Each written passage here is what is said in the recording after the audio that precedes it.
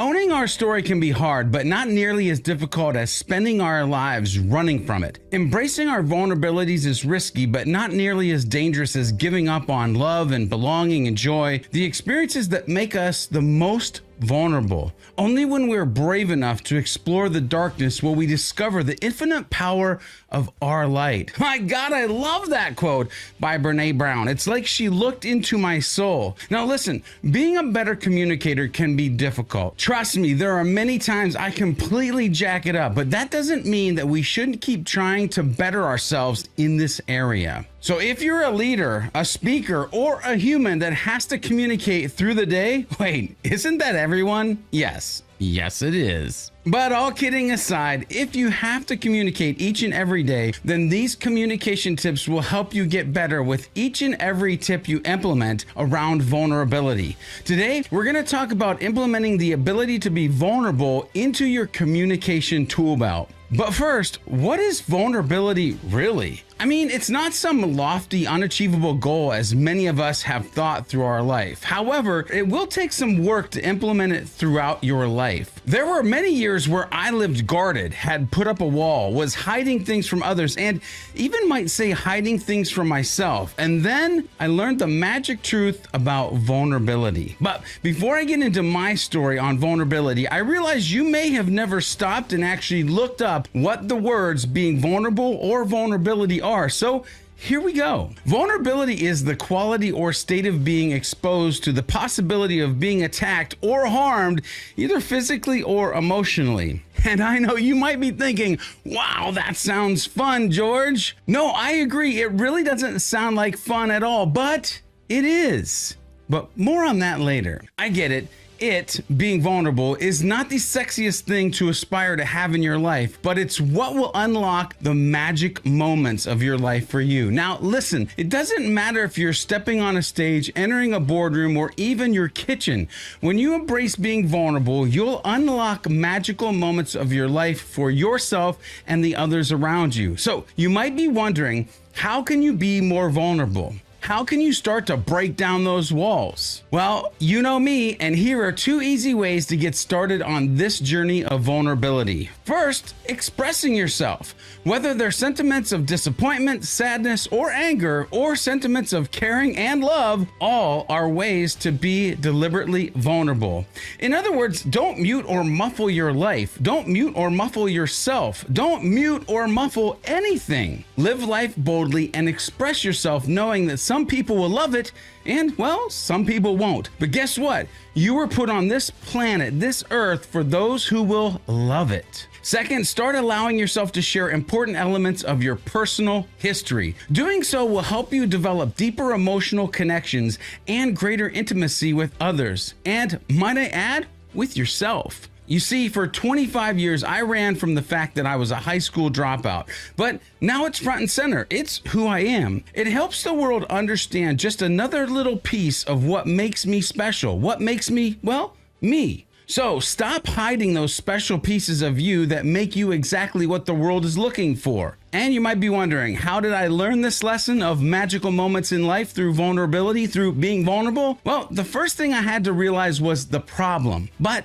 let me explain. The problem, we all think that we need to be squeaky clean. We all try to hide all the chinks in our armor. We pretend we don't have any battle scars. The problem with that is, it's a lie. We're lying to others, and most times we lie to others so much that we start to believe it, and then we're lying to ourselves.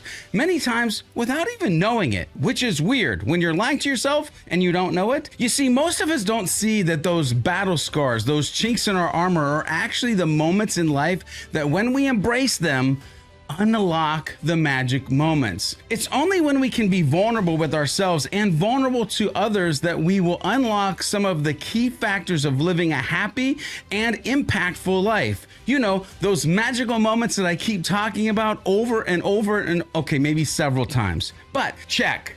Problems, lessons learned. So the second thing that needed to happen was a conversation, at least in my life, maybe in yours. You see, we were sitting at the Cheesecake Factory waiting on our food. Now, for context, the we in this scenario was Marcus Sheridan, Tiffany Cavane, and myself. We were chatting about my upcoming keynote, and actually, let's be completely honest for a second, not only my upcoming keynote, but at that point in my career, it was my very first keynote. So in my mind, it was pretty dang big. It was a big deal. And as we were chatting, Marcus said these words: you have to start your keynote with the fact that you're a, and let's pause for a second. You already know the answer to the story, but those words that were about to come out of Marcus's mouth, I had been running from those for 25 years. I had found several ways to sidestep conversations about it. I had lied about it, and if I'm being totally honest, I was ashamed of it, and it is one of the things I wish I could erase from my past. You see, those words were, I'm a high school dropout. And Marcus wanted me to start my very first keynote by sharing that fact. Are you kidding me? I told him in so many words that he was out of his mind, and he asked me to think it over. Then he said these words that I'll never forget for the rest of the days that I live on this earth. George, it's only when you embrace vulnerability do you reach the magic moments in life. A couple months later, I found myself on stage. I'm nervous. I can feel my sweaty palms and the shaking of my hands as the person finishes introducing me. I hear myself asking myself, are you really gonna do this, dude? Really? I hear the words, ladies and gentlemen, George B. Thomas. I let the applause settle. It's getting quiet, so I click the clicker and my first slide comes up. It's a black background with white text, and it simply reads, I'm a high school dropout. There's laughter. I tense up and my mind starts telling me this was a stupid idea. I then say, I'm a high school dropout.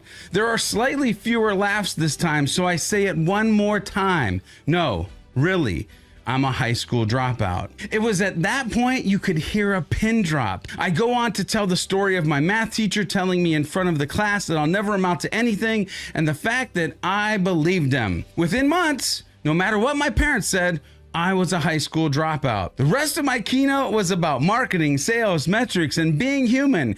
People leaned in and tuned into every word that I said. It was amazing, but was it magical? Kind of. But what happened next sure was. You see, I finished and the crowd applauded. I stepped off stage and people started to come up and say how great it was. A couple even jokingly told me to never do that again and explained how awkward they felt after they realized the laughter coming out of their mouths was not in jest. But then one lady came up to me and she thanked me for my story. She explained that she really connected with my math teacher telling me I would never amount to anything. I politely thanked her, but I think she realized I didn't understand how much she connected with my story, so she continued, no, I don't think you understand me. For me, that was my mother. I stood there in disbelief. We then chatted for 20 plus minutes about family, forgiveness, moving on in life, and so much more. But I kept thinking, her mother? And I kept thinking as she walked away, I realized this is what I wanted to do for the rest of my life. I wanted to use the stage to impact people's lives, and I knew that being vulnerable was the only way that it was going to get done. Being vulnerable in the communication. You see, the power in vulnerability is that you have to be you. You have to be authentic. In today's modern times, humans are hungry for people who are comfortable in being authentically themselves, but that's probably another video in itself, to be honest. Back to vulnerability. Vulnerability rips off the masks we wear. Vulnerability makes us look inside ourselves and bandage the wounds that may have been left open for years. Embracing vulnerability allows us to stop running from something we may see as a mistake and realize it's simply a life lesson we have now learned. And because we've learned it, we can move on. My challenge for you today is to find that thing or things that you've been running from, to embrace it and find a way to share it with the world. Now, do you have to share it from the stage like I did or from a YouTube video like I did just now? No, sure, you don't. As a matter of fact, you may share it with one person at a time or a few friends at a dinner or around a fire. No matter when or where or who, leverage your ability to be vulnerable, to reach those magic moments in your own life. You see, those moments in time that seem unbelievable, They are achievable if you're willing to have unbelievable vulnerability as you move forward towards your best life ever. You might be wondering, how can you embrace vulnerability? Well, there's 5 things that I lean into and that I think that you can pay attention to when embracing vulnerability in your own life. Ask for what you need. Be willing to expose your feelings, say what you want, express what you really think, and slow down and be present in the moment. Be present in life. Hey, I'm curious, so let me know and the rest of the community know,